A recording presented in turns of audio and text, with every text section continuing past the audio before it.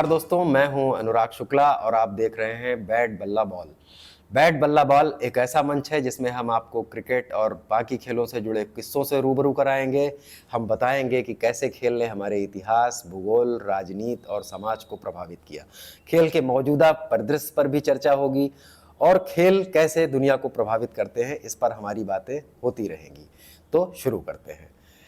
सबसे पहले एक क्रिकेट का किस्सा। ब्रिटिश इतिहासकार जीएम ट्रेवेलियन कहा करते थे कि अगर फ्रेंच शासक अपनी प्रजा के साथ क्रिकेट खेलते होते तो 1789 में ना उनके महल जलाए जाते और ना ही फ्रांस की क्रांति का स्वरूप इतना हिंसक होता। ट्रेवेलियन इसे सिर्फ इतिहास के एक मजाक के तौर पर नहीं कह रहे थे, बल्कि इसके पीछे ब्रिटेन में क्रिकेट की विकास की कहानी भी यही कहती है। क्रिकेट का खेल इंग्लैंड में परवान चढ़ा, यह हम और आप जानते ही हैं। 19वीं शताब्दी तक क्रिकेट इंग्लैंड के शहरों और कस्बों का एक स्थापित खेल बन चुका था।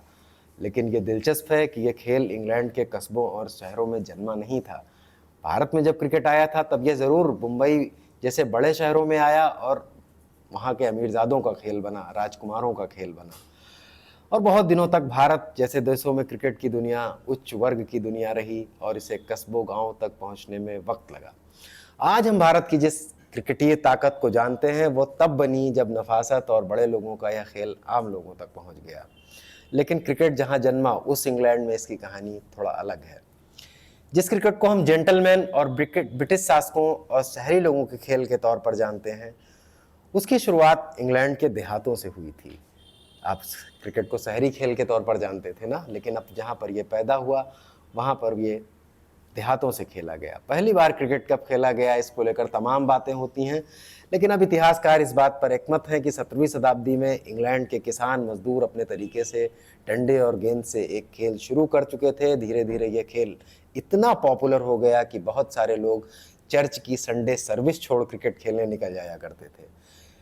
इतिहासकारों के विवरणों में मिलता है कि बहुत जगहों पर संडे सर्विस की जगह क्रिकेट खेलने की वजह से चर्चों ने लोगों पर जुर्माने भी किए। 17वीं शताब्दी में भी बहुत से ऐसे लोग थे जिनके लिए क्रिकेट धर्म से ऊपर था। इंग्लैंड के देहातों में किसान टीम बनाकर खेला करते थे। खेल बहुत रोचक हुआ करता था। धीरे धीरे जमींदार लोगों ने भी देखा और उनकी रोचकता जब इसे भाई तो वो भी अपने कारिंदों के साथ इस खेल में स्वनीय होने लगे। एक सामंती समाज जहाँ पर भेदभाव चरम पर था, वहाँ पर अब जमींदार और मजदूर एक ही खेल खेल रहे थे। हालांकि भेदभाव अब भी भरपूर थे। किसान और मजदूर अलग बैठते थे, लैंडलॉर्ड साहब अलग।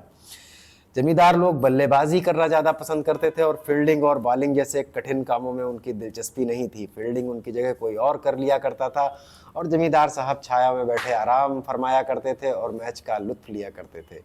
लेकिन इससे हुआ यह कि एक सामंती समाज के भेदभाव, अमीरों के ऐशो आराम और गरीबों की परेशानियों अपनी जगह थी, लेकिन क्रिकेट एक ऐसा जरिया बन गया जिस पर जमींदार और मजदूर एक साथ खुश होते थे और उदास होते थे। विकेट गिरने पर दोनों एक साथ नाचते थे और आउट होने पर एक साथ उदास होते थे।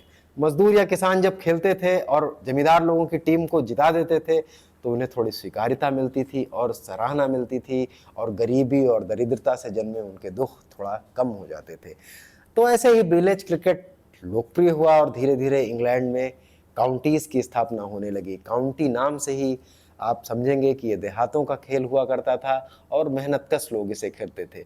लेकिन गांव के बड़े फार्म हाउसेस के बगल मैदानों में इस खेल को जमींदारों के बच्चे भी खेल रहे थे और धीरे धीरे वो इसे शहरों तक ले आए। 19वीं शताब्दी तक आते आते गांव से शुरू हुआ यह खेल शहरों और कस्बों में अच्छी तरह से स्थापित हो गया। अब इस खेल में दो तरह के लोग थे, एक प्रोफेशनल यानी पेशेवर और दूसरे जेंटलमैन। पेशेवर खेलने वाले लोग निम्न और गरीब वर्ग के लोग थे जो अच्छे खिलाड़ी थे और पैसा लेकर टीम में शिरकत करते थे, जबकि जेंटलमैन पब्लिक स्कूल के बच्चों या ऑक्सब्रिज के लोग मनोरंजन के लिए खेला करते थे। अच्छे खिलाड़ी पेशेवर निम्न वर्ग के लोग होते थे, लेकिन टीम के कप्तान जेंटलमैन यानी कि बड़े अमीर लोग ही होते थे। दोनों तरह के खिलाड़ियों के लिए पेविलियन और ड्रेसिंग रूम भी अलग अलग होते थे, यानी क्लास कॉन्फ्लिक्ट का पूरा माहौल था। लेकिन फिर भी इंग्लैंड के उच्च और निम्न वर्ग के लोगों के बीच क्रिकेट एक पुल का काम तो कर ही रहा था। जबकि इसके उलट क्रिकेट की तरह ही लोकप्रिय हो रहा फुटबॉल सिर्फ श्रमिक लोगों का खेल था और इसे देखने वाले लोग भी निम्न वर्ग के लोग थे। इसके उलट टेनिस मेहनत वाला खेल था, लेकिन यहाँ भी संभ्रांत वर्ग में ज़्यादा खेला जाता था। फुटबॉल गरीबों का खेल था और रग्बी और टेनिस अभिजात और विशिष्ट वर्ग के लोगों के खेल। ऐसे में क्रिकेट ही ऐसा खेल था जिसने इंग्लैंड के सामंती समाज में एक संयोजन बनाया और उनमें वैसा तनाव नहीं बनने दिया जैसा फ्रांस में बना, और वहाँ के गुस्साए लोगों ने वहाँ के शासक और बड़े लोगों को उखाड़ फेंका, उनके महलों में आग लगा दी।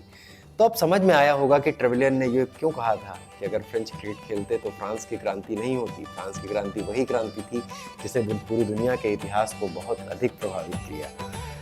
क्रिकेट की ऐसी ही रोचक बातों को लेकर हम अगले वीडियो में फिर मिलते हैं। फॉलो करें, सब्सक्राइब करें बैट बल्ला बाल।